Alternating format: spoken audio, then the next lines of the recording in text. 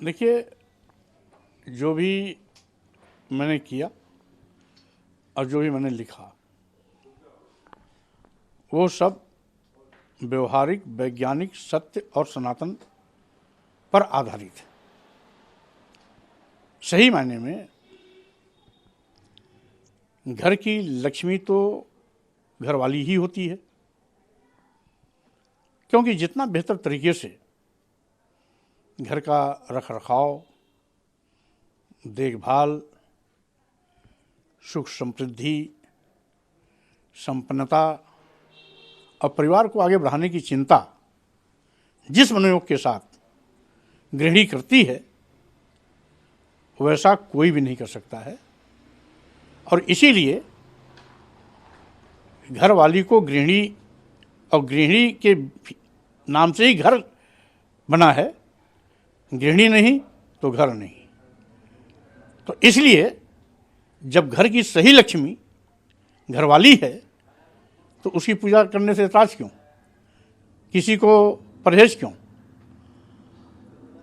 और इसीलिए मैं चाहता हूं कि हमारी जो देश की संस्कृति रही है, यत्र नार्यस्तु पूजन्ते रमन्ते तत्र देवता, जहां स्त्रियों का सम्मान होता है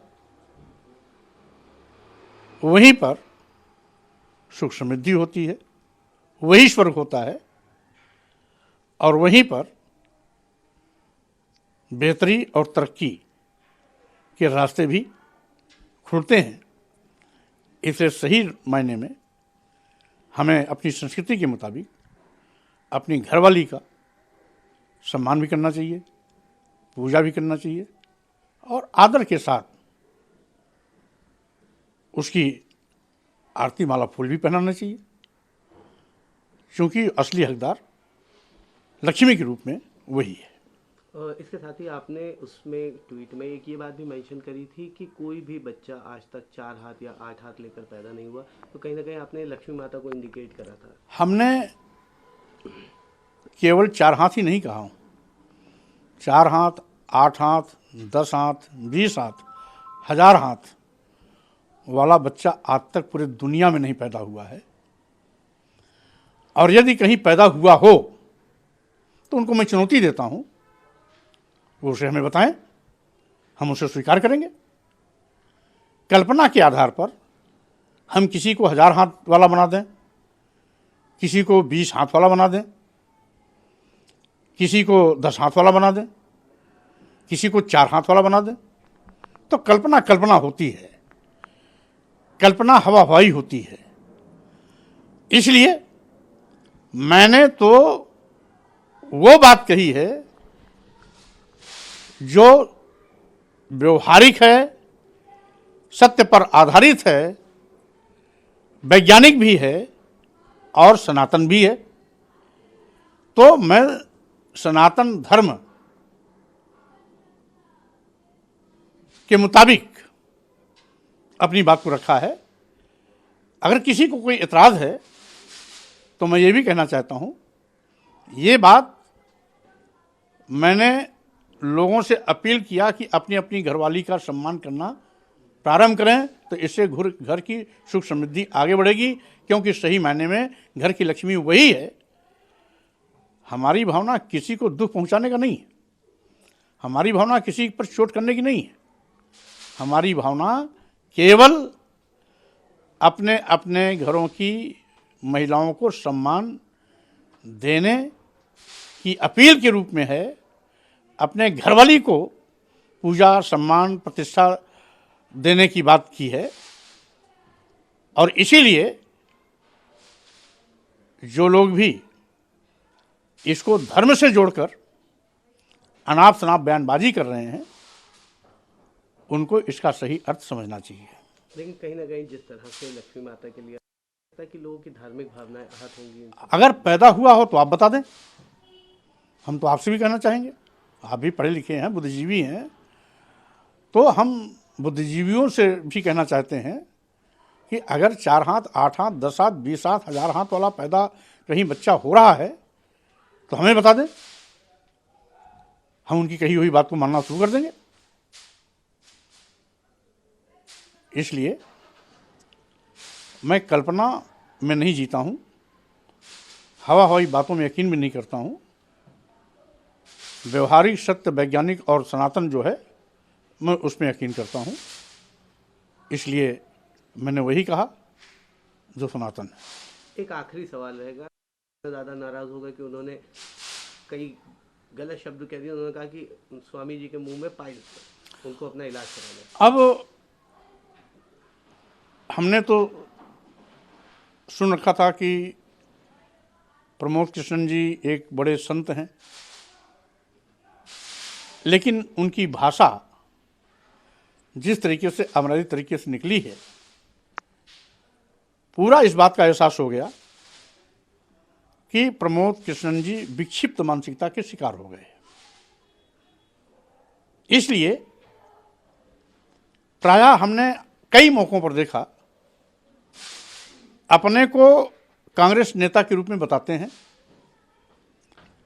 लेकिन जब भी कभी डिबेट में हमने उनको सुना है तो हमेशा भाजपा की वकालत करते नजर आते हैं।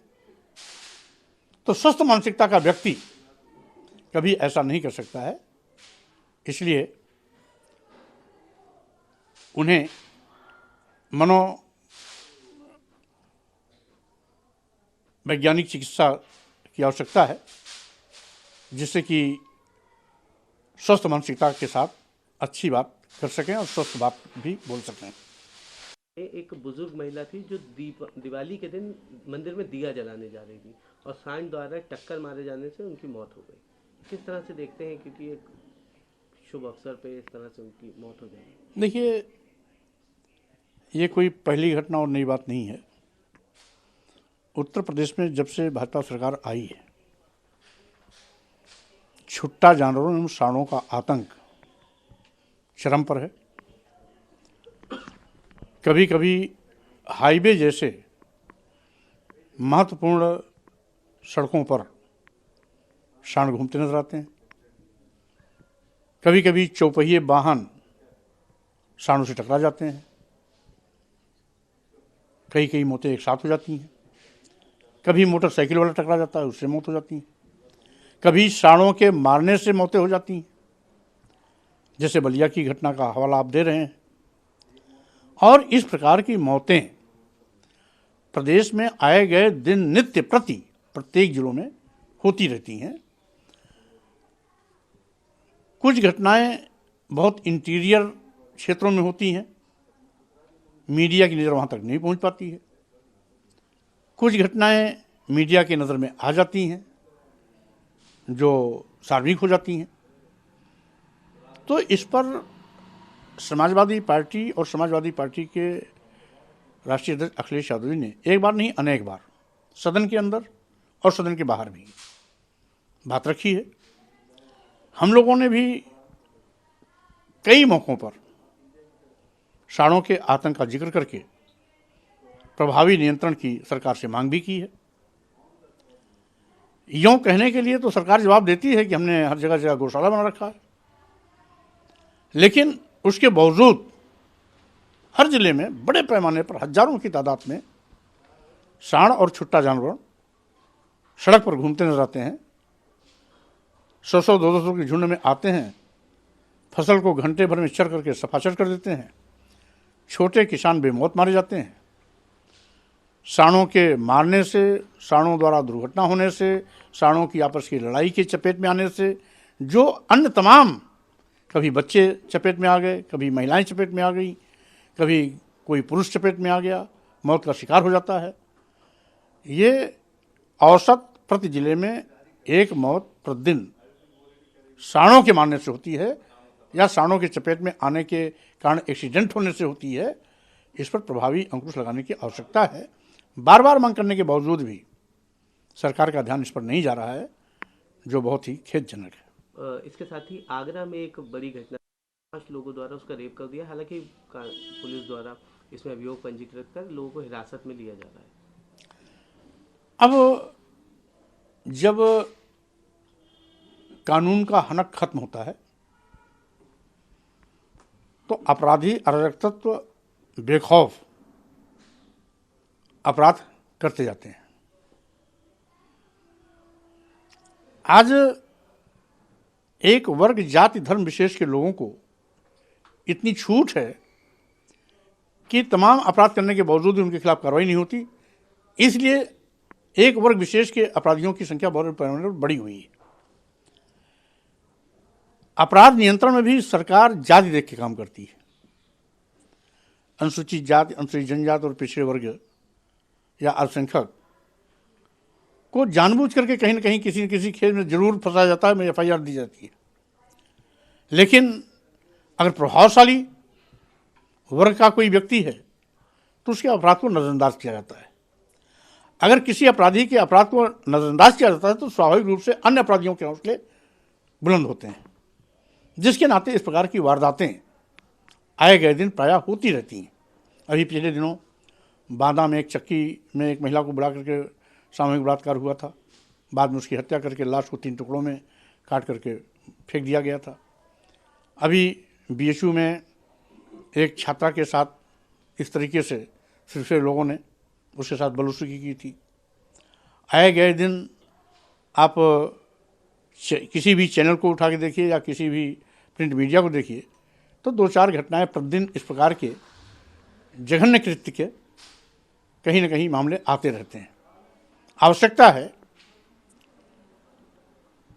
कानून को सख्त होने की, कड़ी कानूनी कार्रवाई करके अपराधियों पर लगाम लगाने की, गिरी हुई कानून की साख को बचाने की और कानून को बिना भेदभाव के अगर काम करने की छूट मिले तो स्वाभाविक रूप से सभी प्रकार के अपराधों पर प्रभावी नियंत्रण शीघ्र किया जा सकता है। दिवाली के दिन आगरा में जो भी महिला के साथ बलात्कार की घटना हुई है वो कृत्य अपने आप में बहुत ही निंदनीय है, शर्मसार करने वाली है। इस प्रकार के कृत्य करने वालों के खिलाफ कड़ी से कड़ी कानूनी कार्रवाई होनी चाहिए। जैसा कि जानकारी भी मिली कि अपराधी सभी पकड़ लिए गए। पकड़ना ही पर्याप्त नहीं है, उनके खिलाफ और भी कड़ी से कड़ी प्रभावी कार्रवाई सरकार को करने का प्रयास करना चाहिए। एक आखिरी सवाल रहेगा इसके साथ। तमाम मंत्री वहाँ पहुँचे, कार्यक्रम में शामिल हुए, 23-24 लाख लगभग दिए जलाए गए। उसके बाद वहीं पे अखिलेश यादव जी ने भी इस पर ट्वीट करके ये बात कही कि वहाँ पे गरीब बच्चों को अगले दिन उन दियों से तेल बटोरते हुए देखा गया। अब ये केवल अखिलेश यादव जी ने कही इतने पर्याप्त नहीं है। वहाँ का पूरा फोटो वायरल हुआ है। सैकड़ों बच्चे दिया से तेल निकालते हुए डिब्बे में भरते हुए देखे गए हैं। मीडिया के लोगों ने ही कई महिलाओं से भी इस बाबत पूछा। कोई बहराइच का है, कोई गोंडा का है, कोई सिद्धार्थनगर का है, कोई बस्ती का है, कोई श्रावस्ती का है, कोई बलरामपुर का है, कोई अयोध्या का है।